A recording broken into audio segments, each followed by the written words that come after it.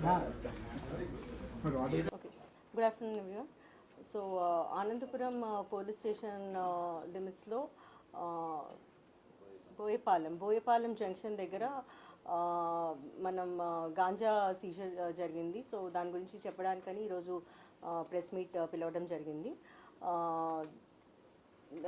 ఈరోజు మార్నింగ్ 11:30 ప్రాంతంలో మన task force inspector Bhaskar Rao గారు అండ్ టీమ్ వారి క్రెడిబుల్ ఇన్ఫర్మేషన్ మీద ఒక Bolero vehicle with 3 members in the vehicle and వాళ్ళకి ముందు పైలట్గా ఒక బైక్ అండ్ ఒక మెంబర్, మొత్తం 4 members